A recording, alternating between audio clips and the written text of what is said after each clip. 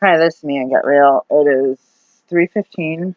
That clock's a little past my arm. My hand is completely numb. I was laying on the side a little bit trying to watch the news and finish Jane Austen's Pride and Prejudice. I'm going to sit back and read out loud. Can I do that? I don't know if I can do that. Let me paraphrase them. Like, I don't think I can do that. So basically, I was supposed to take a shower at 2, 10:45. 6:30, like all those times, yeah, I didn't happen. Shower to get clean. I wanted it spotless. It's not spotless yet. My daughter knew. I had like all this. I don't know why we have 15,000 cosmetics. Okay, at least 15. It's like, what if you did have shelves? It's like we fill it up to capacity. And I was like, oh, I don't want to use my daughter's Giovanni because then I'll have to keep buying Giovanni. Because I'll use all hers. Like, wait a second. What if everybody used it and you only bought that? And when it runs out, you like the toilet paper. Everyone has had their own brand of toilet paper. I have allergies. I had the wrong toilet paper because when I lost my job and stuff, and the rent kept going up, it was like cheap toilet paper from Winco. No offense, I just got no name brand, and it's fine for most people. But if you have a chemical sensitivity, you don't know if there's a bleaching or if it's recycled, what kind of cleaning detergents or softening. And I may be allergic to the one that I use, which is typically the 7th generation. And they've been bought out. I use BioClean. I used to use 7th generation detergent sometimes. I used to actually, I think I used it sometimes, but I used the BioClean, which is in the purple box, or powder. My daughter really liked the liquid. So actually, I actually stopped. I had a little bit of powder. I was doing both, and I'm like, let's just use the liquid. And because I would pour it and taste the chemicals in my mouth, like, I don't care if it's in the nutrition area, it's still chemicals. It's still chemicals. So I feel like I let my body adapt to choose the lesser of two evils, right? And I don't know if what we used to do in 2004, 2003, 2002, as far as going through health food stuff, a lot of stuff has changed. A lot of stuff has lower quality. And even reading a label, you could be like, contains, let's say you really want honey instead of sugar, or this contains oats, honey, and say it has like sorbitol, salt, and what is that natural food dye, whatever it's called, like beet. Let's just say beet and turmeric. So it's like some kind of cereal. And 20 years ago, I could be like, oh, it has these ingredients, a little bit of xylitol, a little bit of sorbitol, whatever. And say before it was this percent, like 99%, like let's say 98% oats and like 1.8% honey or whatever. It sounds like a little bit less, and then you had like a little, like a sprinkling or liquid squirt of sorbitol and a sprinkle or a dash of salt or whatever. Let's say that. And so, say you go in now and you say, oh, the package has changed, tastes different. Oh, I kind of got a stomach ache. What? Like the kids are like, Mommy, we don't like it. Ingredients are the same. And say like this happened to my kids wants gluten free or whatever. Ingredients are still the same. What's wrong? It's still listed in the order of maximum to minimum. So it's like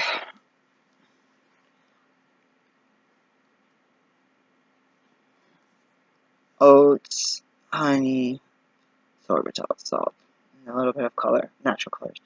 But now it could still say it's like 96% oats, or yeah, let's just say that, and it's like less than, let's say it's like, I don't know. That didn't make sense. What I'm trying to say is the honey and is more than the sugar alcohol. But say they put this much honey, so it's just shy of being equal with the sorbitol. They increase the amount of sorbitol, which in a lot of people can cause like the runs, basically. Like you were having sugar alcohols be sweet, and unlike artificial sweeteners, go through the GI system without absorbing that what we get from honey and sugar and agave and stuff like this, glucose, sucrose, fructose, all of those things. And for milk, lactose, those sugars, people get afraid they're going to be fat or they're going to get tooth problems. Like, so it's like basically cellulose is used. Cellulose comes from plants. The very first time I learned about cellulose as a really little kid, and I had a really, really nice microscope. Like, that would be, like, I used the medical grade microscopes with the 2 eyes. I know. I actually, those are, oh my god. Like, I don't know what's up with my eyes. I still sometimes had to use, when they first thing they teach you in school, like, focus 2 eyes. I spent, like, my whole childhood looking in one eye hole, you know, so it was, like, turning my head, like, weird. But it's different, too. Like, when we were at the lab, it was hard because there would be, like, 3 of us, 3 people, 4 people looking at a microscope. But changing stuff up for UA, rest of blood smear, peripheral blood smear. Anyways, yeah, so, yeah, I was like, professionals should be able to use it. But as naturopaths, we're not supposed to be able to chart it. At least last I heard, and sometimes you're like, is that a rumor? There's a lot of gray areas. But when you hear that, you're like, just don't chart it. Like, chart it for information, but you're not supposed to use it as a basis for, I don't know. I should look this up. You're not supposed to be able to use it for a basis. So, if they have symptoms of trichomonas, and they have all the symptoms, a woman say has painful urination, this and this and this, partner came home from Las Vegas, what's done in Vegas didn't stay in Vegas, and they got these like symptoms, and it sounds like trick. I'm gonna give you medication, and I'm gonna write your prescription, chart it, send it to the pharmacy, and now I'm gonna go take your pee, keep it warm. We would like keep it on our armpit, keep it warm, and take it to the microscope in the lab, and you're like, see this.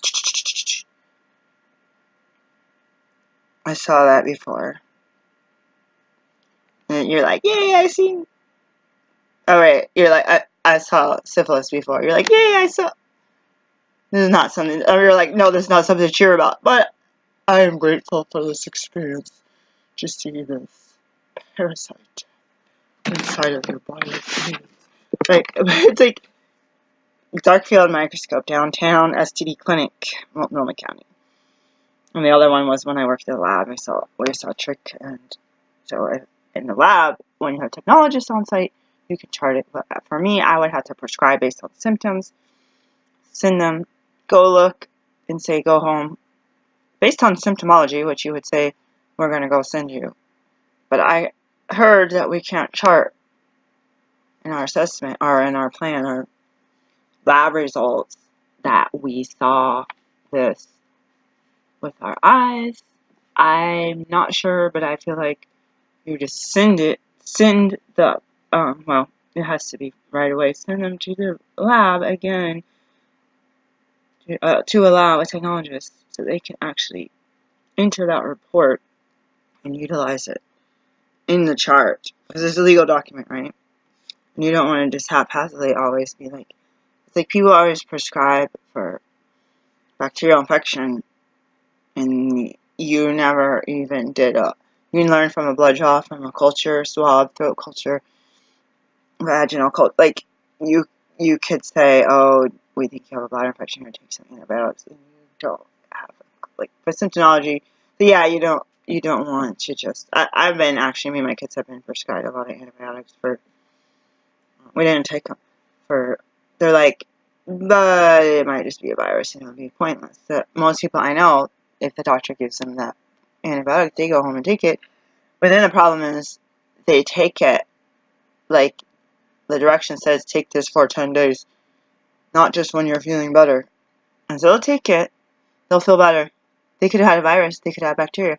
Who knows? Because people I see as patients, they don't say, oh yes, my doctor confirmed that my child had strep throat and he needs to take this antibiotic for 10 days.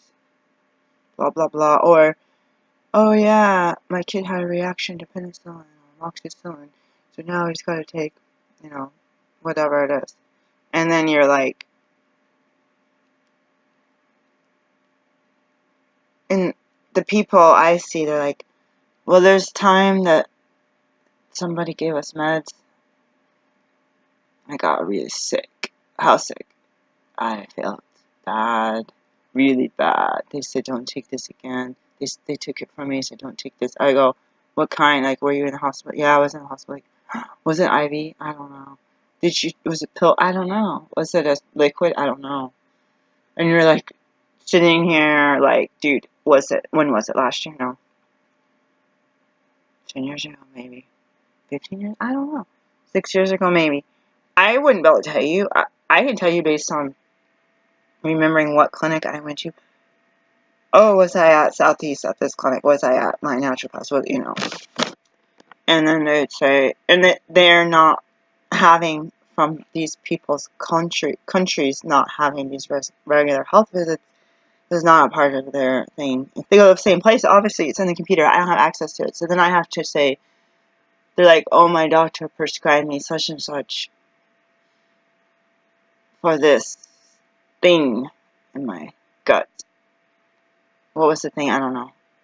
I got imaging where? I don't know. Was it up here? Was it there? I don't know. I think so. Like, okay, I'm like, oh, this one on the freeway that way. And you're like, oh, like, so I'm really enjoying this. All the time I spend doing research, calling clinics, filling out information, getting the patient to sign the report or the requested information, faxing that, not knowing if they're going to mail it to my clinic, are they going to fax it to my clinic.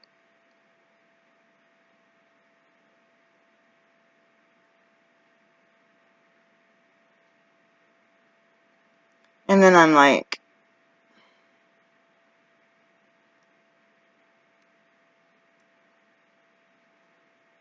it's like, oh, don't worry about that guy. You think you got suckered. You think you got controlled. You did what you did in the time. So I was like, zone out and I meditate. And then I felt in my heart with this whole situation I'm talking about for the past 3 days, I think now, that I felt like, you feel like you're swindled and you're like, oh. I gave someone a check for some cookies. They had the pictures of kids going to New York or DC, sitting in front of the Capitol. Oh, my niece is going. I need to raise money, helping her sell cookies. She swindled me. Her phone number was fake. She goes, oh, can I help clean your house? I was like, maybe. And she goes, here's my number. And then I gave her a check with my checking account number. She cashed the check. There were no cookies. She goes, oh, yeah, I go, you're going to deliver these? No. We're going to give you a phone call. You're going to pick it up at this church. And I met her at the Salvation Army Church at a festival. And I was like, oh, I remember her. I think she's a Christian. Oh, her niece is going to a choir. And, it was like a glossy, shiny flyer and everything. And I can't believe. And I went and told the management. I go, can you tell people to be careful? Like, I got burned. She was going door to door in this neighborhood. I go, can you tell people to be careful of this person who looks like that? Like, we're not going to waste time. Like, you're a sucker. You shouldn't have given her a check. But it's like, if my neighbor had got swindled the day before, and they put an announcement saying, person this height doing this choir in 2DC thing is fake, or like a month ago, I would have definitely been grateful that the management told me that. Even if they don't want to go door to door and post, they can post a notice in the common areas. Because sometimes I'm isolating and I go to the common area to pay my rent, simple thing like that, or to ask a question, or your mandatory appointments, and you see what's on the bulletin board today, or I have to use the bathroom, what's on the bathroom door, or you're in the waiting room. That one was really big. I had to sit in the waiting room, waiting area. So I was talking about bacteria.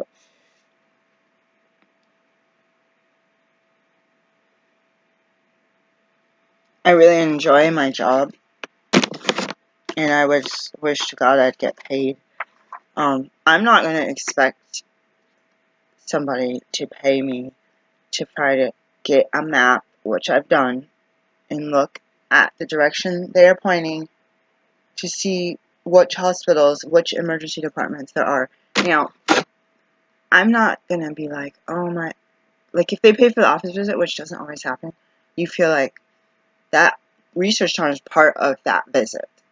But in my heart, what's true to me is seeing somebody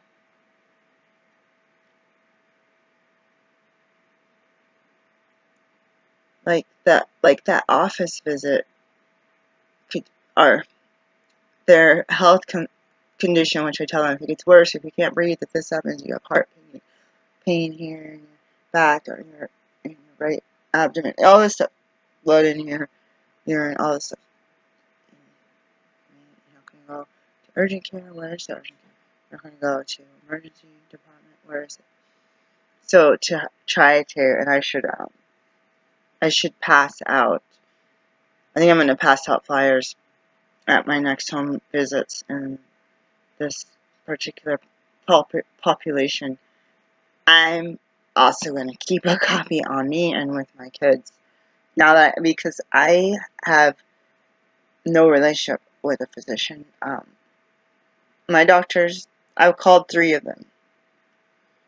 I didn't call the chiropractor. I called the car accident insurance won't pay. I can't do it. I've called 3 of them to make appointments. 2 never called me back, and 1, or I emailed that one and just to make a follow up a month ago. And 1, I called. The doctor actually answered the phone, and she refused to make the appointment for a yearly woman exam. She's like, I don't think you need it. I was like, I know I didn't go 3 years ago. I know it would have been like 6, 7, 8. It might have been 10. I feel like it was probably at least 6, 7 years ago. And just like dental work, if you don't make the appointment for me, or if you pause, I'm out the door. I'll be like, have a good day, bye bye, click, hang up, or bye bye, I'm in my car. That's how I am. I pray to God this tooth doesn't break. They said they were going to put a crown on it, or if it splits, I'm going to have this horrible problem. And part of the reason it's splitting is they drilled it out like crazy. I saw a picture. They had to put like 6 times as much lidocaine or whatever they use. It's not lidocaine, what is it? It's not Novocaine. What do they use? Whatever it is. And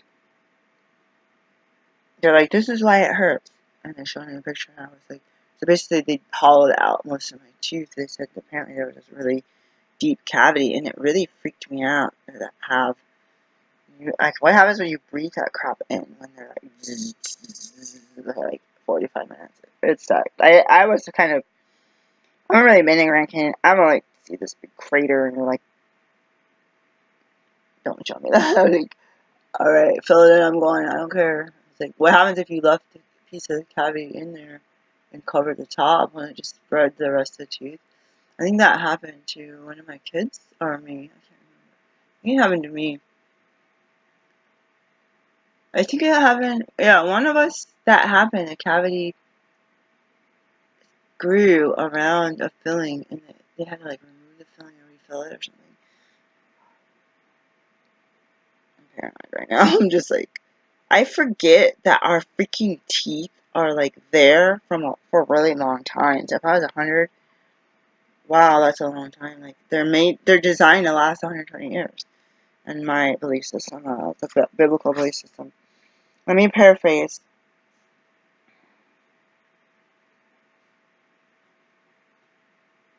No, I already read that page like 6 times. Speaking of 6 times.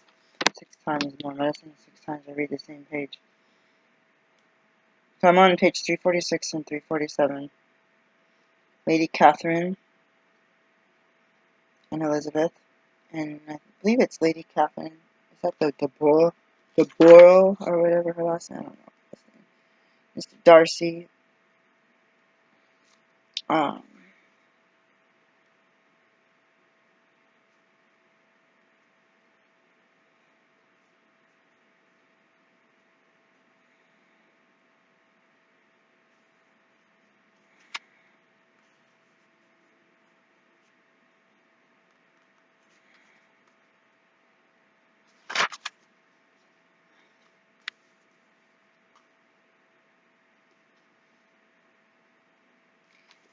so Mr. Darcy's aunt, I believe, Lady Catherine, came to Elizabeth's house. I'm paraphrasing, and she. This is the private version. I'm going back to this. She was like, "Yeah, my nephew needs to bury my niece or my daughter, whoever it is." So basically, his cousin. And you, like, who are you? Who is your mother? So basically, Elizabeth and all, was it 5 girls? They're not the richest people. The mommy, I laughed my way through this book, and then I looked in the beginning, and it said something about comedy or something. I don't know. I was like, are you kidding me? Because I'm like, I don't even understand what I'm reading. Half the words I don't understand, and I'm like laughing. Contractual hypocrisy, page 11, lowercase Roman numeral 11. Irony, closely abstracts us.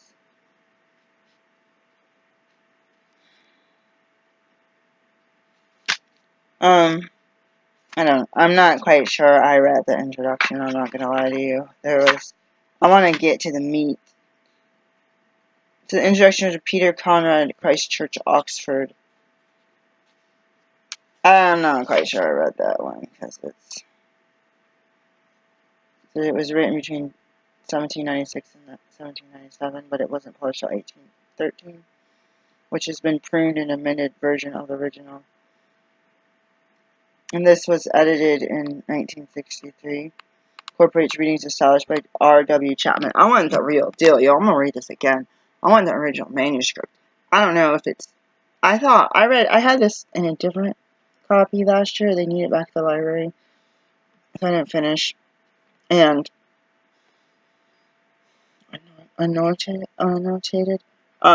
It said that her niece, or her nephew, Jane Austen's nephew had a bunch of stuff written about it, or change history of the story. I want her words. I feel like it's a good story. I feel like I'm not going to tell you I know about the 1700s. I feel like she's clever, and that I would understand her words better than these dudes who rearrange the words and cut stuff out. I was reading this story for the past years. I read stacks of books. I always have like books and then books and then books. I have books. I have this book. I read. I write. I do everything. And more books. Asimov, science fiction, Crimson Birds of Small Miracles. I don't recommend you read that at work. If you do during your lunch break with a tissue, which is spoiler. I should read that again without a good cry. I know what happens, but wow, that was intense. Just touching this beanbag styrofoam is like super hot.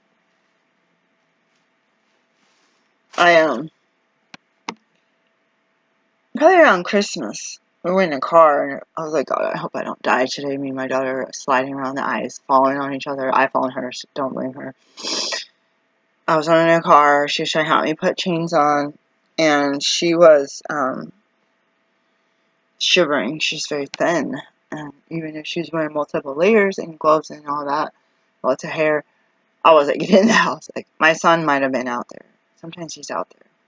1 minute, 2 minutes, 30 minutes. But it's like, he's like me. He's another canary in the coal mine. If it's cold He was always the smallest one. If it's cold out, he's the first one. He's gonna be, hey, God, my feet are like broken.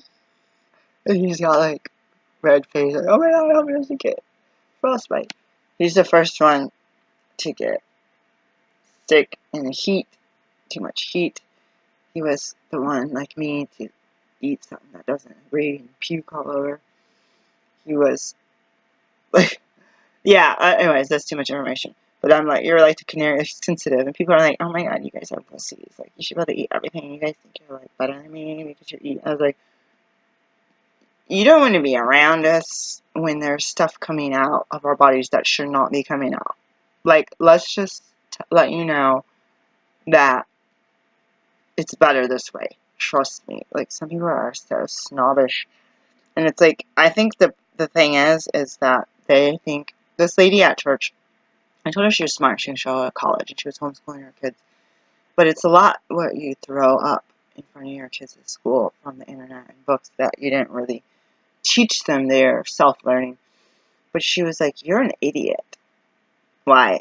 Because you're like eating, like giving your kids like organic food and all this stuff, and they're like, she's like, everything in the grocery store, if the grocery store sells it, it's healthy for you. And there's no reason to pick and choose like vegetables over Doritos or GMO corn versus organic corn chips, or like a lot of people like farm raised tilapia. I cannot eat it.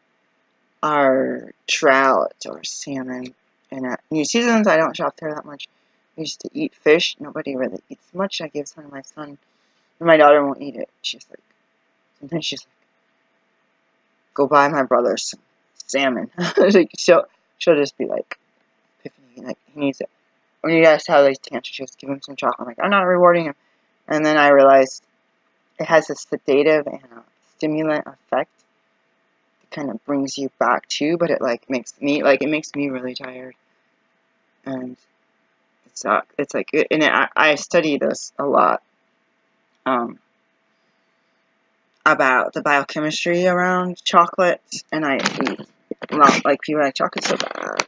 It's like the sugars and the milks and the additives that are affecting your body, and the chocolate itself is an antioxidant, and it's been used for thousands of years from indigenous tribes, and it's actually kind of a secret, like maca, like obviously food of the gods.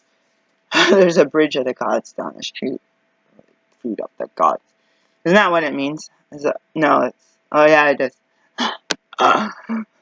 I say it like that in my mind. So I'm usually alone. I just say it. In my mind, I'm saying it like I just did. Theo Brahma.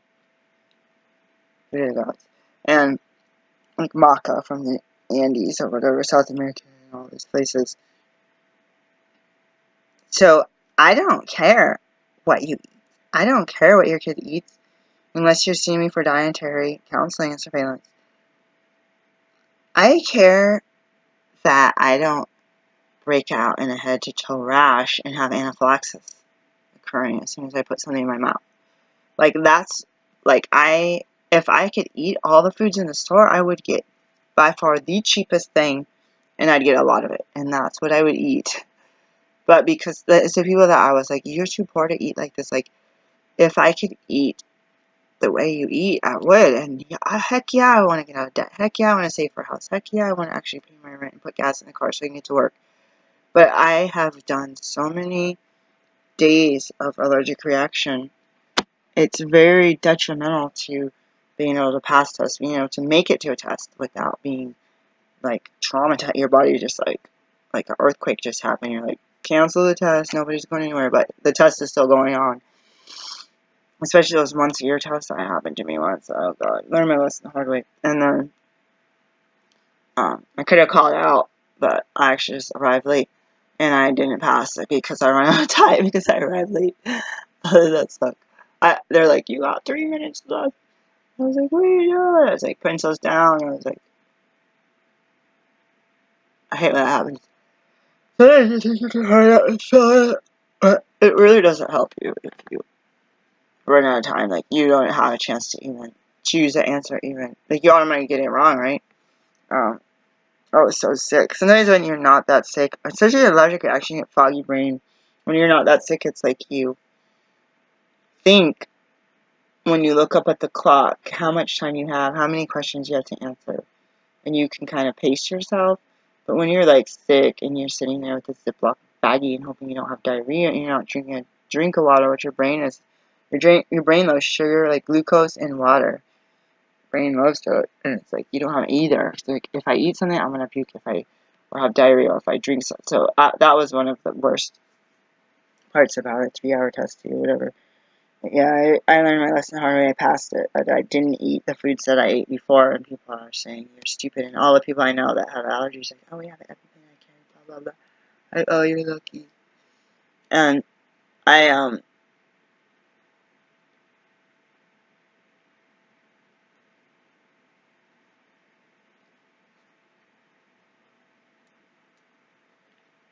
I thought this winter, and I said, so I don't. I hope I could die right now. I could get electrocuted from this cord. I hope that doesn't happen. You know, it could happen though. And I was like thinking about. I woke up in a kind of a dream, or maybe it was a waking thought of, you know what? I would really, when I get to heaven, I would really like to speak with Jane Austen and just have a discussion about the book, because it cracks the heck out of me. I'm just laughing, and there's so much humor.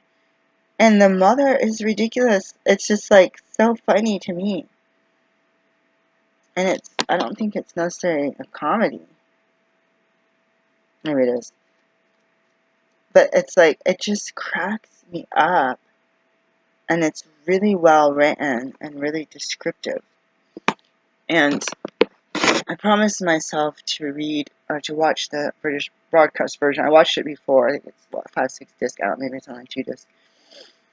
And I watched that before because Taylor, for his name, Will Taylor, our first homeopathy professor, he's an MD, wanted us, he would have movies, I don't know what he would always talk about Kevin Costner. I never figured out, and then when Michael Jackson died and I turned the TV on, like, Kevin Costner, I'm like, this whole year has been, I don't know if that's the same year, I was just like, Kevin Costner, like, I don't know if he had, like, disliked this dude, but he would, like, every day he had a comment about Kevin Costner. This, I'm like, I need to watch more of his movies, because there's something deep that this guy has.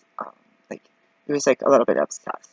I'm interested in Sandra Bullock and Keanu Reeves a lot, and Queen Latifah is my 3 favorite actors. I'll mention it a lot, like, but it was not that much. So we were told to watch the BBC version of that, and I finally got it from the library, and then some of the other things that he told us to get out of try to get that. And this is Chinese medicine. I was a Chinese medicine student when I was studying also naturopathic, the basic science of naturopathic medical school.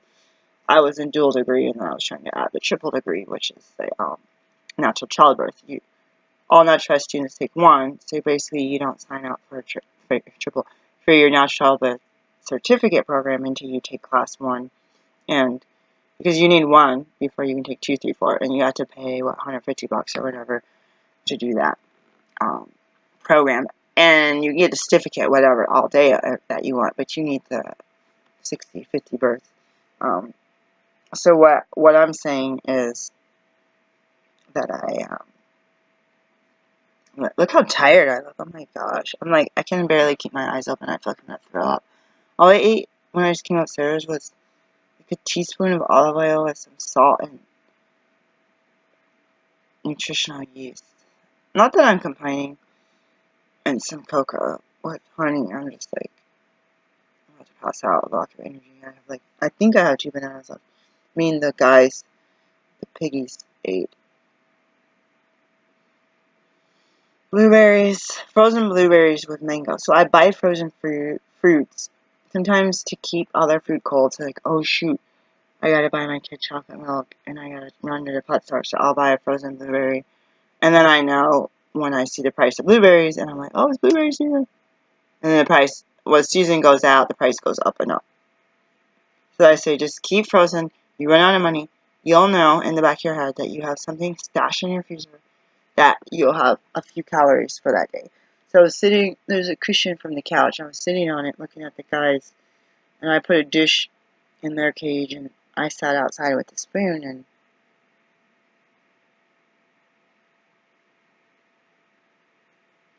I was eating. And they eat. When I watch them eat, Sebastian and Cosmo, they look like horses. Um, so they stand around the water. They stand around the trough. They eat. Sometimes I put food in 2 dishes so they don't have to fight. They don't fit in there. I don't know who designed these guinea pig dishes, but their heads are here and the dishes are like this tall. So they have to take their hands and knock the dishes over. But then Cosmo likes to stick his head in the dish. The other one can't get food. And the other one is more aggressive. He actually is getting bigger. And the other one is staying close to the weight. They're both huge compared to when they moved in. They were probably half the weight that they are. That's a lot for a 2-pound animal. And I witnessed this guy was eating cucumbers. And I put some 4 mangoes, 4 little mangoes. To each get 2. And a couple blueberries. Because I'm like, wait, do you guys like frozen blueberries? I'm pretty sure you like fresh. I don't know. Maybe they don't like fresh. Strawberries is tricky. Frozen strawberries, I don't think so. Fresh strawberries, maybe 1 little piece. And especially Sebastian, because he just wants to eat everything. But as I don't want to wait, I will eat that food. I'm like already rationing. So if I have a bowl this big, I'm splitting it 3 ways, right? And the rabbit has different food. He'll do the bananas, but I don't know. Actually, I don't know. There was ants in his kitchen. I'm going to put mango in there. Because these guys will eat it in 5 minutes. And this little guy, the big one, went and took the food from the other one. And he fell into it. I was like, I'm sorry, you guys eat. You have bedding and hay, and you're eating off the ground. I have plates in there. But I was like, so that's probably what's happening. Is he's going around eating the other one's food when he's in the middle of, like, say you bite a piece off and you drop it. And the other one comes and swipes it and walks away with it. And so therefore, so I'm trying to feed them. So basically they look cordial. You put out a bowl of lettuce. He eats some, he eats some, he eats some, he eats some, he eats some. I don't know how. I usually don't sit next to him. Actually, I do, but I don't always sit that close. And I felt like, because I was supposed to be cleaning, I was tired, I was procrastinating. I felt like I was in the Matrix when they're sitting around eating that oatmeal.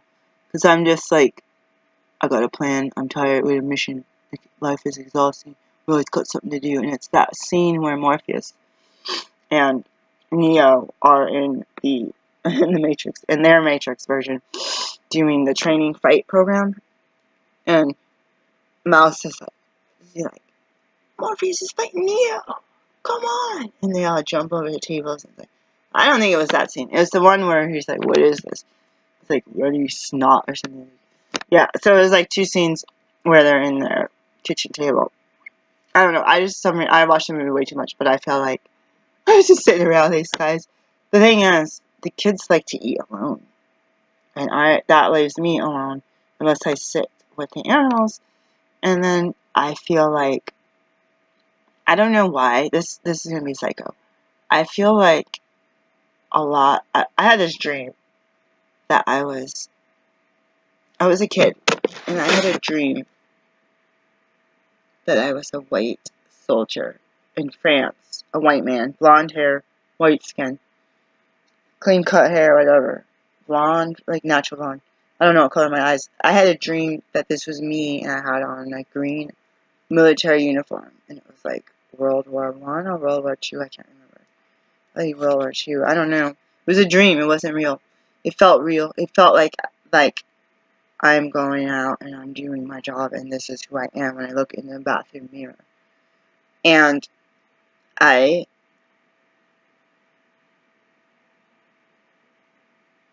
gonna cry. I'm a Christian. I know Hindus, a lot of Hindus don't believe in reincarnation, karma, and the reincarnation. I don't have anything against karma, and I can't prove to you, because I have never, in this life, died. Whatever lesson. I believe the biblical teaching of going to heaven, but you never know. Once you dig into, I don't like the word religion, but faith text, you find out there's more similarities than differences. Like, the more I delve into it, it sucks. Because the more you know, The more you learn, the more you know that you don't know. And it's like, oh, God. And you think people scratch the surface, they sit in church and they, like this one guy was like, man, you must have been insane when you got those tattoos. The Bible says not to get tattoos. And like, what about all these piercings? And I was like, dude, he goes, did you used to drink alcohol when you had that? Because it's like insanity. I was like, actually, yes, I did. I was. And I said, you should study your Bible. Because last time I remember reading about tattoos was, do not get tattoos in response to mourning the death of a loved one.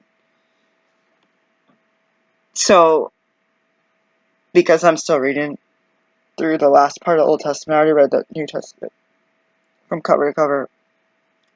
I'm not going to tell you. So this is why, because so many people have the same idea. It's like I said in the medical school, if you do an indicator test and let's say it's bacteria, it's going to turn blue. And everybody, this teacher teaches for 30 years, and everybody thinks, thousands of students think that's going to be blue. For me, when I was in first year, I had books from medical school, like allopathic medical school, and I learned it was the opposite than a lot of my notes. So I threw away the books, memorized the notes, and said, when I graduate, I read the real books, the peer-reviewed books. Like, none of us were trained in medicine. A lot of people were trained in medicine, but not the majority.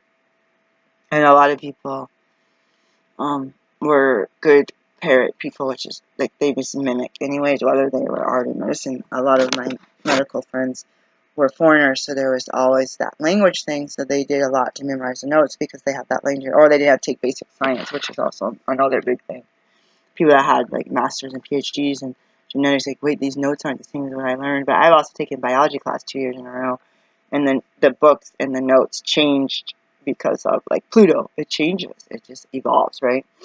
But I had a dream, not a dream, but I had a feeling. I told my daughter, like, when I get to heaven, I want to go talk to Jane and just have a book study discussion.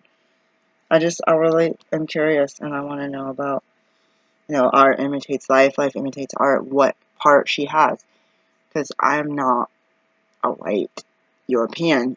So in the dream, but I also have mixed race blood. So technically, there's genetics in me that has lived, like, you have trauma. And I told my kids, I think I felt the voice of 1,000 slaves, like, crying in poverty and beatings one day and it's like, that stuff gets past your DNA. And then after I told my kids that, I saw the study of the Holocaust survivors, where the Jews were in the Holocaust, or who were in there as the grandkids, were tested the same criteria, the PTSD, as the grandparents. They say, grandkids, and they had the same positives, like, not positive and good, but the indicators, when they had not witnessed or been a part of the Holocaust. I understand they may or may not. Maybe a little different. Yeah, you have kids, like grandkids, maybe separated, maybe in a different country. And they did a peer-reviewed study on that. I read that article. I think it was peer-reviewed, but they did an article on it. I was like, I had a feeling. It's the only time that I would feel like tension, or I'd feel like, why am I so attracted to childbirthing and medicine and healing? And did I have an ancestor who was the village midwife? Or even in Africa, even the European ones, who knows, maybe all that comes from the European side. Maybe, like, that's why I was born in the 1900s, so that I wouldn't be in slavery and segregation, so that I could go, because I basically learned my medicine from the European style, which was a combination of allopathic and naturopathic. And then because I did a lot of Chinese medicine, there's also the Eastern philosophies, which was really easy for me as a left-hander and creative person to understand that philosophy. And then as a so-called religious person, it was really easy to understand the unseen. The Chinese medicine people that were Europeans taught very rigid and very linear and artistic. I feel like the Eastern philosophy and classical Chinese medicine were very artistic and very, like, individual. Like, they said the traditional, the TCM, I think it just bit my back. The TCM, I had, like, ants crawling on me because apparently I dripped honey on the oven, and I was, like, trying to throw them out in the backyard.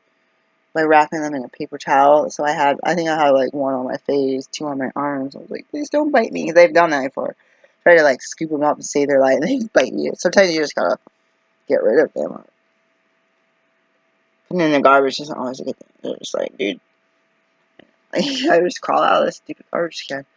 Go get my friends. That's why I guess they're like, oh, there's more stuff in the garbage. Let's check this out. I think something really bit. I think that really bit my back because it hurts.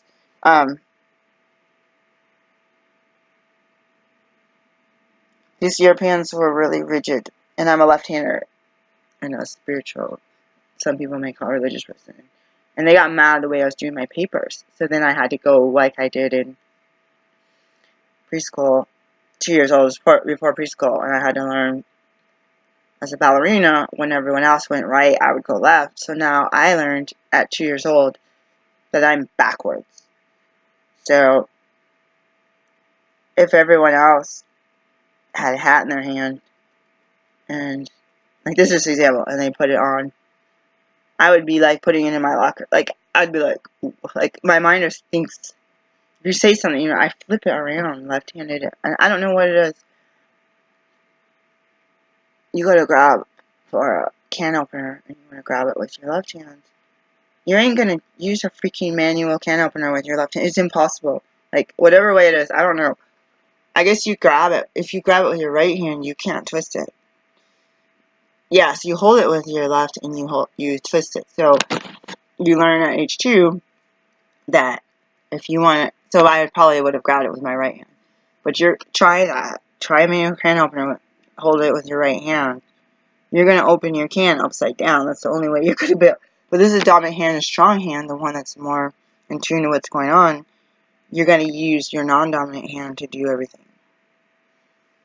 And I was going to get a Willys or like a male Jeep, a male carrier Jeep, so I could have the stick shift be the left. But now I'm trying to do a stick on the right. So you learn at age 2 or whatever age that when you go to do something, it doesn't work. You flop, something falls, and you wonder what's wrong with you. And people call you a retard. But then you learn, if I go to reach for it with my right hand, I pause. So every time I do an action, I pause, I retract, and I do it the opposite. And I found I did that with my thinking. But doing that with my thinking, it's not saying I guessed the wrong answer on a test. But when I'm like in a Chinese medicine, I want to be really super creative. I'm like, I'm going to go with what I think. Because this is a new field of study. Like, as far as the books and the deep into the philosophy. And then I had to learn, the teacher told me to redo the paper, so I had to go back and switch hands and use my right hand, left brain, and be more linear and more scientific. And I was reading an ancient text and borrowing these books, Chinese origination, translations, and I was getting really deep in it. And I know my students or my classmates, like, 30 minutes, my project's done, who cares? But me, I was like, it's not the I Ching, it's that other book that's like silk covered, the Nanjing or something. Trying to go into the book room and with ancient translations and getting all this stuff from the professor's website, and he's like, your paper's crap. So I was like trying to find out a lot of philosophy as much as I could. So then I just went back. My original idea was very simplified, and I thought I'd be like excellent. Like honors paper and get really, like, to help me to be a better practitioner.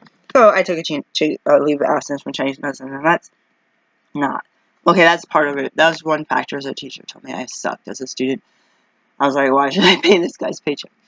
And what happened was, realistically, being a full-time medical student and a single mom, and then having 3 degree programs, you're already doing full-time is more than 40 hours. It's like 100 hours a week. Clinics, on call, having to call patients in the middle of the night. Patients calling you at 3 and you have the monitor thing go to your phone. Waking up at 3 a.m. and you have so many hours that you have to get back to them and call your resident and get the resident to tell you what your treatment plan, or back and forth. Like, you don't know what to do because they had a time limit on that stuff. You had to leave class and stand out in the hallway and make phone calls to all these people. Because you're just like, is he going to give us a break? You're like, I got like 3 minutes left. Like, is he going to give us a break? Bathroom break? Come on.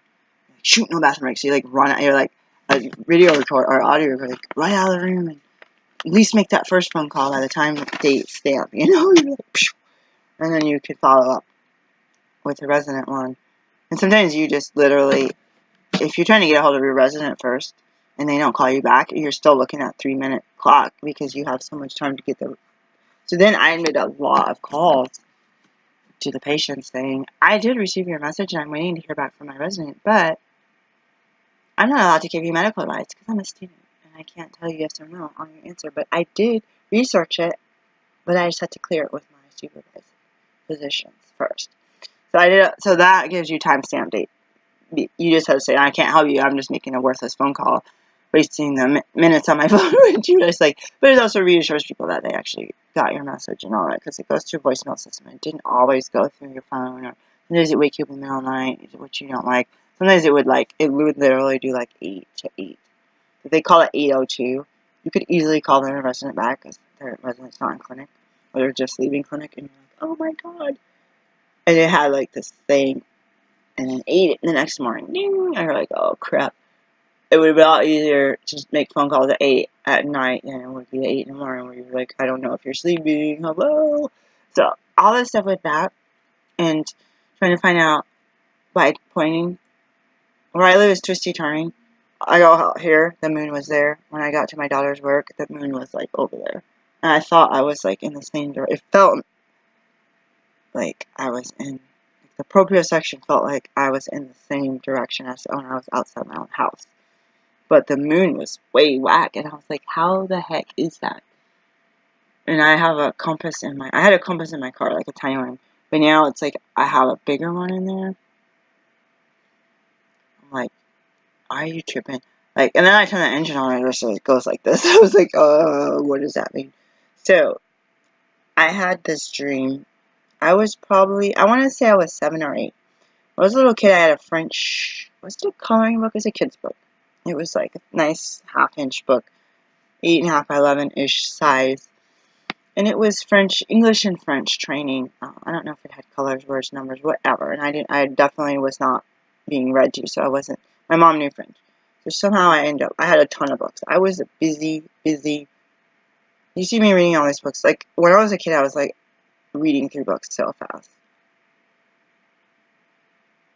It's like, wake up like I do now. If I have it by my bed, I'd have that Ethan Allen bookshelf I was talking about, and I'd grab a book off there. And I know I do a lot of recycled reading.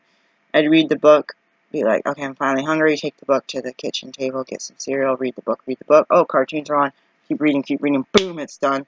It's like, I mean, yeah, for a little kid, it's still like 3 hours, but I would just read like over, like all day, like just read, and I'd be having the funny papers in front of me. I'd read the cereal box. So I always like multitask. And as a child, I was left alone. Like I said, there was abuse and just leaving me alone. So I filled the time. There's no one to play with. I filled that time with reading, like crafting. I watched so much TV you wouldn't even understand. And my shows were those old black and white shows. So red, and those shows like Dukes of Hazzard, like those type of shows. Three's Company, all of that stuff. Even if it was a rerun, I was like, oh my god, like, watch reruns over and over again. You guys have, I had cable, a small town, I don't know you guys if you live in a city. In a small town, we had CBS, Channel 11, Channel 8 was PBS, which out here is OPB, which is public broadcasting, it's nationwide, ours Oregon, public broadcasting. What was the other channel? 12 was Flint. Flint didn't come in too well. You're lucky if you got Flint. And I heard that if it's cloudy, it bounces better. I also heard a World War II about a Vietnam vet told me they would bounce SOS off clouds if they were, or SOS. Morse code. Was it the lights? I don't think it was sound. I think it was light. They would flash Morse code from one boat to the next. But if they were too far away, because you know the earth is curved, you're so far away you can't see the other boat anymore. That's how I got lost in the desert. I thought it was just like, oh, it's flat, I won't get lost. I keep looking back, and then I ran from cows. This guy taught me how to bounce SOS off of the clouds. You angle it at the cloud, and you know the ship is over there, and you would be able to see the cloud light up, and you wouldn't be able to see the boat or the original light. So what he would do was get on the radio, and he would ask, "Hey, you got this such and such guy.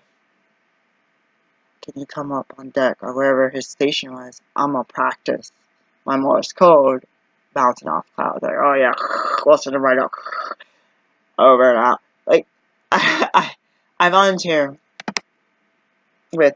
I have a magazine I just brought home called Boomers and Seniors, with a lot of baby boomers who brought out to World War II, which my dad is a baby boomer.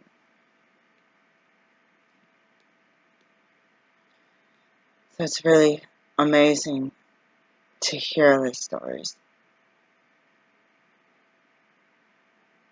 I have studied war because I wasn't told about my relatives' war experience. I mean, I studied things more in depthly, but when it's something to do with war, I really open my ears, and I watched the movies, and I was just fascinated. I don't like war. I know they have protect, just like martial arts, you're doing self-defense, and sometimes your orders are to destroy someone else in order to protect your own, because these guys are bullying your guys' own families or countries. In martial arts, people that don't understand, these kids that have like ADHD and they get in fights at school, like, oh my god, they're getting put in martial arts. My mind is like, dude, let them learn to control. And not only that, they're releasing frustration and anger. And if they're on Ritalin, maybe they sweat some of that excess out as our livers are overloaded. That stuff can be, you have like these certain half-life times of things exiting your body, and people have different doses, different body types, whether they absorb like fat, if they don't eat fat, like all those factors. So for me right now, I woke up in this dream that I was just weight, and this is as a very little kid. I was under 10, I believe, that I can remember. It wasn't like I was sitting in the library all day reading about these wars, and I had, excuse me, I spilled I cleaned some of the floor, and the reservoir, when you dump it, it has the open end here and the open end on the bottom where it comes through the carpet cleaner, and it has like a plumbing, like it's a loop like that, so it doesn't just backflow right back out. If you leave it overnight, it will backflow back out. I learned that the hard way, and you're like, oh, my floor is like flooded, and you have to aim it over the toilet so that it's both ends. Basically, when you start pouring, it forms a suction and it bubbles and bulges back out the back, so it leaks a lot out, and you might get splashed. Like, ew. So I usually do that downstairs. I guess I got the angle right. So I was doing it up here, and then the water went everywhere on my rugs. Got my shelf thing. I gotta actually lift it up higher. And I told my daughter, oh, let me finish. I gotta move this rug and stuff. I was gonna wash it. Oh, she's like, oh, so mom, you cleaned the rug, made dirty water, and dumped it on another one. It's like, sometimes the things like early in the morning, people are tired. It's the things that they say, it's just like, simplified, yes, that's exactly what happened. And I went to the long version of what I just said, but the longer version of it. She goes, I don't care. I just need to get ready for work. Psh, get out. Like, finish cleaning my tongue. Get out. And so, yeah, I like to wash all the containers. I have about 15 different types of cosmetics. I like to wash the containers. I clean the tubs, like get dirty on the bottom. I woke up and I went into the kitchen. You know when you're a kid and you're literally like, I think I ate a lot of junk food. I had like sand. I really thought Sandman came and put it in my eye. So you're like still half asleep, especially in a house you lived in forever. You have the steps memorized, and you go in the kitchen and you go check. So like, and you see, like you think of your dream, and you're like, I came to you, and I was singing in French. Don't ask me what I was singing. And my mom was in there. I was like, what just happened? I woke up. Did you hear me? I was singing in French. I don't know French. I don't, when you have those little kid books, there's not necessarily like in-depth sentences and phrases. It's pretty much like simplified children's book. For level 1, doesn't matter if children or not. Level 1 learning. My mom didn't pay attention to me. She didn't, I don't even remember her even responding. I wasn't really allowed to talk at home, so she was just like told you to be seen, not heard. And in fact, we don't want to see you either.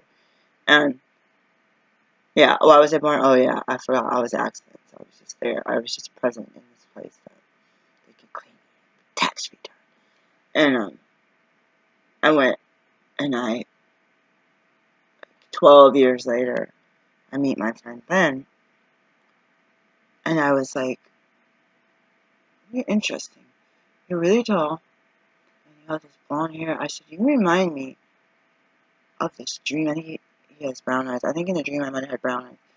I was like, "You remind me exactly of this. Like, if I believed in reincarnation, I swear I was that guy." And I go, "You look just like my dream." And I was a French soldier, and I think his family is French. And I was like, "That's weird." He goes, I don't know if he said he had a dream that he was a black woman, but shorter than he was. Like these people that are 6-something, I'm pretty much a foot shorter than you. If you're like over 6'3", 6'4", I'm a foot shorter than you. And I was like, he said something about some weird experience, like it's like an epiphany of a black woman. And we just started going to parties, and we were hanging out in Detroit at these places where you get gas and you want to pack a gum. This is in the 90s, mid-90s. A couple blah blah version. What? Speaking through bulletproof glass. What? Can't we just come in? No. So it's really lit up, and there's all these rows, and everything's bulletproof, and they might have a little thing you can talk into. And the guy goes back, "Is this what you want?" "No, I want Hubba Bubba." It's Bubblicious. "Is this good enough?" "No." "What?" "No, I want. He's like going back and forth, back and forth. "Is this what you want?" "No." "Just give me the stupid gum." You're just like, I went into KFC, which was used to be. I told my kids, back in the olden days, Missy, it used to be called Kentucky Fried Chicken. We used to say things a long way. And I'm like, we're sitting here in Detroit, and I'm from a small town, inner city Detroit. Those are 2 white dudes, and we're sitting there like, I need some chicken. I'm like, I'm probably the one. I need some fried chicken in the middle of the night. There's these people, locals, sitting here like, chilling. And I look at them, and I say, I don't know them. I'm stupid anyway, but I don't know signs. If they could have guns sitting on the table, I want to notice. But I don't want to be stereotypical, because I'm black. There's black people. What I'm looking at is there's people here, we're over here, and all the workers are behind bulletproof glass. And I'm thinking, does that mean somebody came in here and robbed the place? Does that mean, I was like, what time is it, like 3 a.m.? I said, maybe we should go eat in the car. Like, maybe we should get out of here and just go back to wherever we're going. I don't know, Lansing, East Lansing. But I was just like, I'm used to my small little town where there was one street light sitting in McDonald's. Not saying that people don't go crazy up there too in Michigan. It was crazy you were. But they weren't all hiding behind bulletproof glass. And I found that quite interesting. We went to those places multiple times. They had parking lot and gay bars. We were going to gay bar dancing. And they had guards in the parking lot, and I felt safe. And when I go to that gay club, I felt like so safe. I felt safe in my car out in the lot. I felt safe walking out to the car in the dark. But once I got out, I just was naive, and I'm thinking, I know this is bulletproof. And I think, because I'm like, my mom wouldn't have taken me somewhere like that at 3 a.m. We went to inner city to visit her relatives. I wouldn't have gone to a place like that in the middle of the night. My mom wouldn't have wanted to drive. We stayed at the person's house. It was Joe Mercedes-Benz. I didn't know it was expensive, but I was like, I think it was a Madonna movie where everything's left on cinder blocks in the inner city and the tires are missing. So I just go outside, like, a car is still here. It's like, I didn't realize that Mercedes was a luxury car, but I was like, the tires are still on it. Thank God. The music, I told someone the other day, I'm from a small town. I used to go to the inner city with my mom. And as soon as we got on that freeway, because we'd be on like a 2-lane road for like 7 hours, you get into the city, in the city limits where you have exit and entrance ramps, you can see the buildings. And I got this. She turned the radio on as soon as we got there, and I'd be like, wow, this music is good. I was like, why don't we have this back home? I was just like, oh, that is one of the biggest things. Like, we have arrived. I was always into really old fashioned antiques. Wood. What type of wood? She would have to go to the house and tell me what kind of wood everything is. Oak, maple. Oh, this is nice. We'd go to the antique store all the time. My daughter has inherited these genes. I wonder what she inherited from Grandma Eckert, because Grandma Eckert's Native American. We didn't know her too well. But when my daughter, oh my God, I need to go to the antique store. I was like, put your freaking debit card in the freezer with water. We cannot, like, no cash. Okay, keep $2. That's it. Then we will come home with a truckload of antiques. And again, we've done this at the Goodwill. The girls in the neighborhood to come help us carry it out.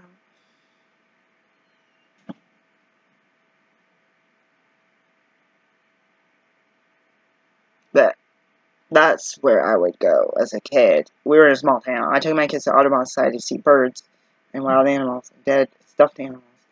And I couldn't afford the zoo. That place was free. That's where we went. We didn't go to the zoo. We went to Audubon. I keep telling people, go to Audubon. It's cool. They have hiking trails. That's free too. What is all this? Are you okay? What is this noise? I have to check. I hear, like, I keep hearing, is that how I am? Because my son is usually like me, and then I get aggravated. I was like, open and close the door, open and close the door, stop, stop, stop, open and close the door, make a noise, laugh at something. It's like, are you angry? Are you insane? Or are you just minding your own business? It's like, I'm like, I can't yell at him for that, because I feel like his personality is more like mine. Because it's like, you're like, too much, it's too many of us like that. No, it's not too many, God. We need us. We need each other. Alice in the middle. She's balance us out. Teeter totter, teeter totter. We want to stay alive. We're not ready to die. Take it back. Take it back. No, it's okay. You're mini me's.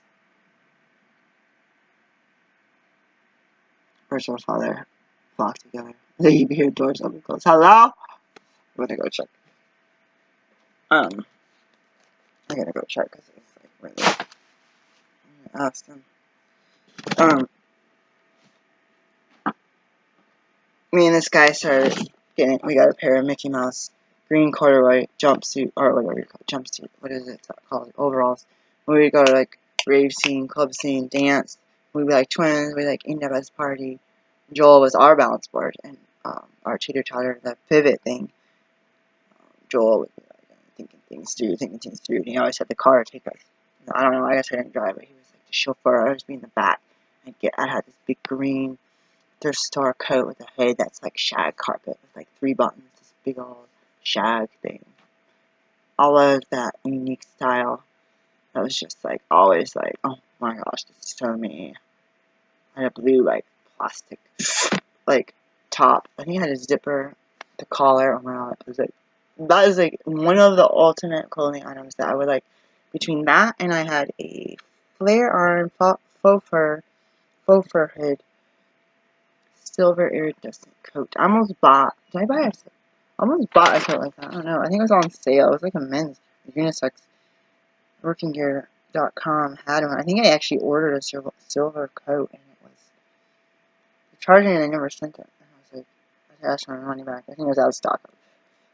Something like that. So they do buy on clearance. Like, what is it called? Like, not everybody is really wanting to wear the silver coat, or it's like trending in the city for a season, and then it ends up in a very discounted rate. So I would have definitely looked at price, but it wasn't. I think it was like more of a unisex men's winter coat, city dude coat, but it wasn't like I'm talking 90s. So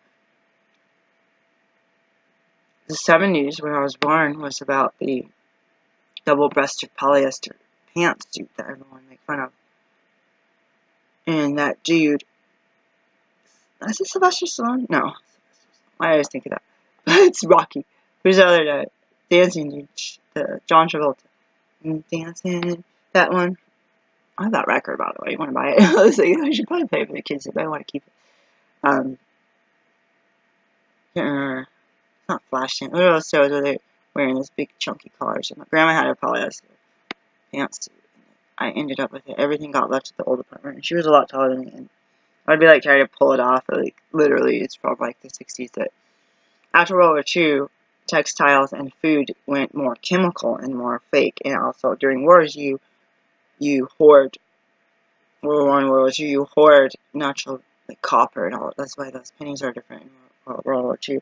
You hoard resources, nylon stuff to make bombs and to make weapons and to make stuff for soldiers who turn stuff in or not able to buy stuff or the price.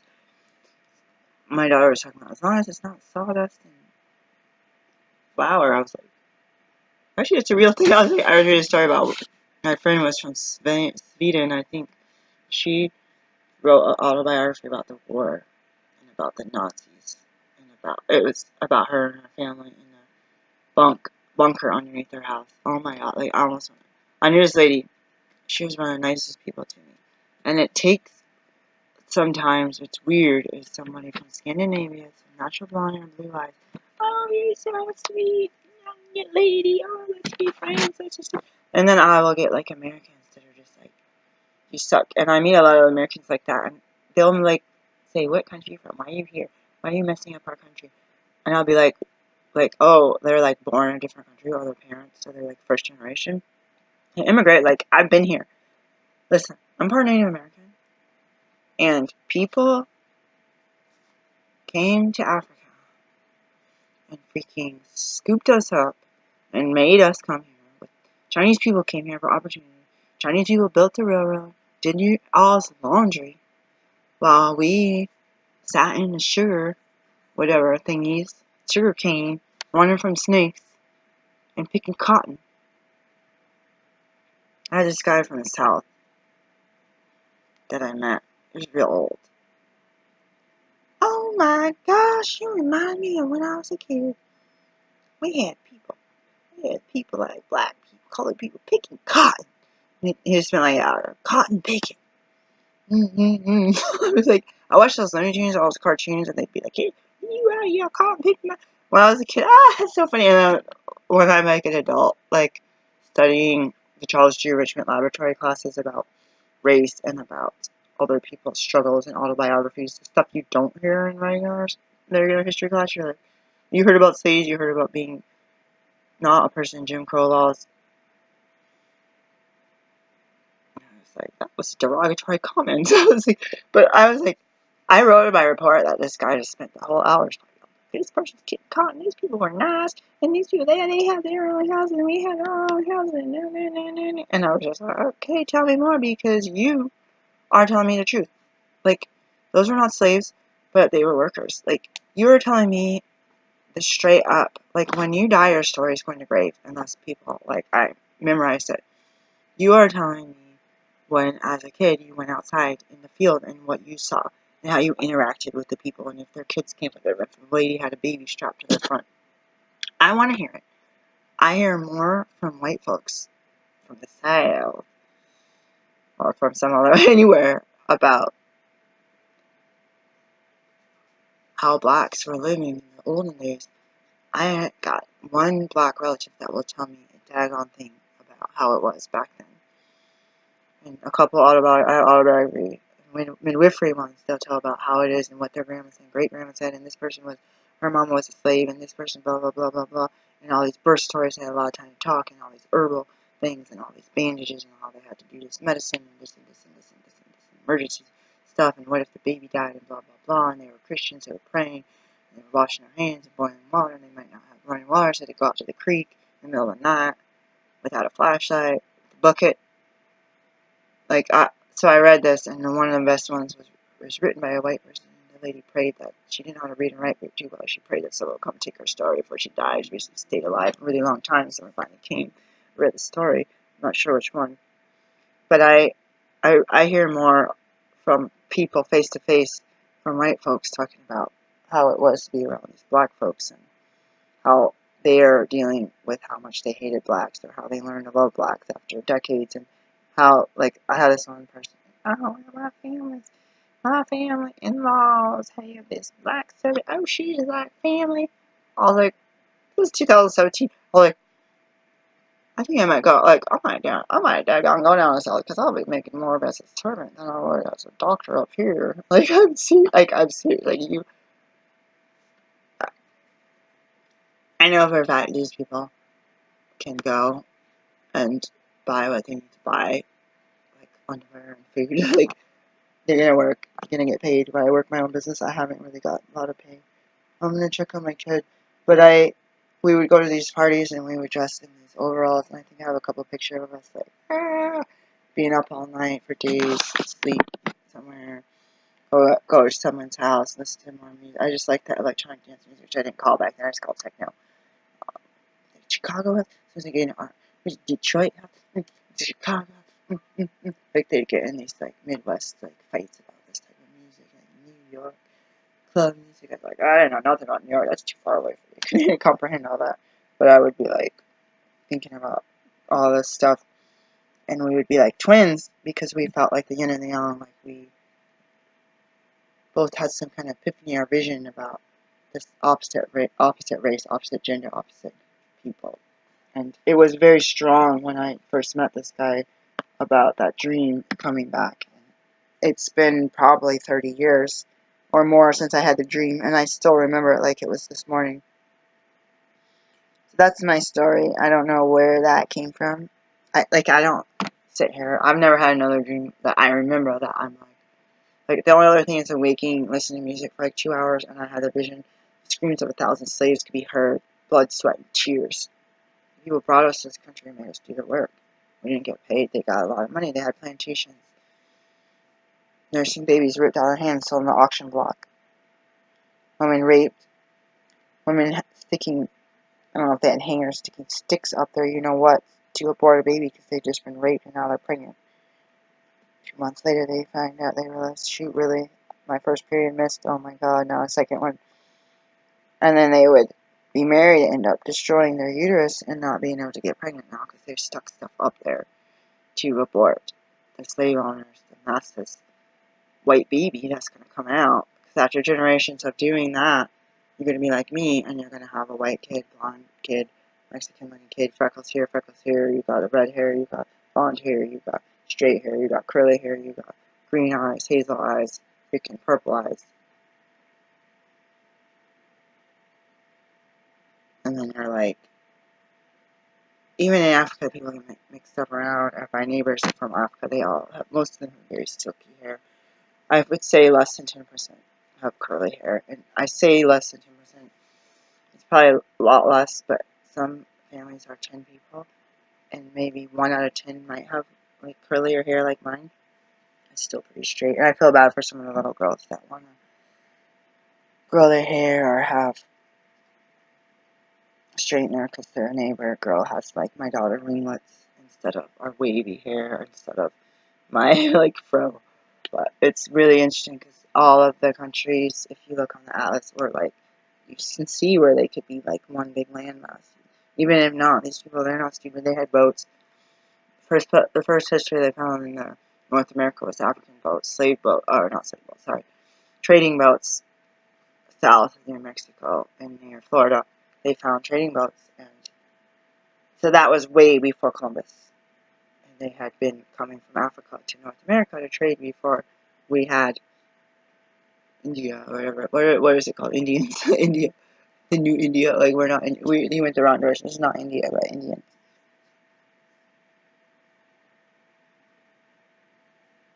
I talked to my friend today. I think he's only like a year younger than me. When I was like 19, I was like, oh my God, you're such a baby. You're like, you just became an adult. Oh my God, you're like 18. Oh my God. And then when I used to be on Facebook, you're like, dude, he's like the same age. Like, it's like big whoop. Like, most people in my class were like 2 years older than me. Like, my graduating class, like, literally like 2 years older than me. And I was like, what's up? Plus, people like came from the South and stuff where they had different birthday laws and different rules, you know, that people didn't necessarily always send their kid, or they failed, or they were in homeschool and redid years, people will put kids back because they didn't like that they homeschool, depending on your jurisdiction. I'm gonna go. I am chatting this long because I know when oh shoot, the cord is like really weird. I know when I go, I actually have to get up and move around, and that cleaning my house and not cleaning it the way I wanted, I'm so tired. I don't even have the energy to take a shower. So right now, I'm gonna go and finish reading some more of this book and get some water. I thought I had some. I was basically trying to take a nap. I don't know what happened to that. But yeah, it's really hard when people are like, "Well, I immigrated here from Germany, and yeah, I don't know what's wrong with lazy people like you. Like my parents had nothing except for the boat ride over here, and we were able to start a family business, and we were able to buy all this property." I was like, I have a hard time running a business by myself. I don't have family support. I don't have my uncle's already here, this and this. Oh, I'm going to go in the bank and get a loan. Oh, I'm going to go take the money I earn and buy land so I don't have to be a renter. Have my rent jacked every 6 months, jacked up. And you're like, I don't have the opportunities if I had white skin and blonde hair and blue eyes. Your family had a lot of opportunities that even myself in 2017 do not have. People don't take me seriously when I want to purchase property and vehicles. They haven't in the past. Let's just put it that way. And so these people like, I don't know why people like you are so lazy. You think you came here like with slavery and that we owe you something. Like, no, I don't think. I'm trying to work. I'm trying to take advantage of opportunities like you. Run a business, go work a regular job, not go to school and not have to deal with segregation. Like if I want to go to medical school, I can't. I can't say no, you can't until they build a black school. I said I can go. And it sucks that they yell at you when if you know in your heart, in your own conscience, that you're really trying to be a welfare queen. You know in your conscience. God knows. But other people, they're not going to distinguish somebody that's really trying to get education and work hard and put in your hours and then be not only in poverty still, but getting worse and worse in poverty. I know my grandma was bad right now. I just do it on purpose because sometimes I try to blaspheme myself because that sounds stupid. Here's another book I'm reading. Holy Rick. Oh yeah, here's another one. And here's another one.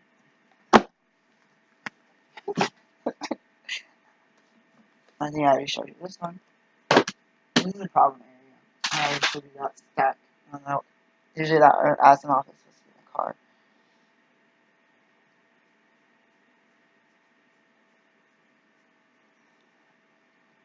Peace.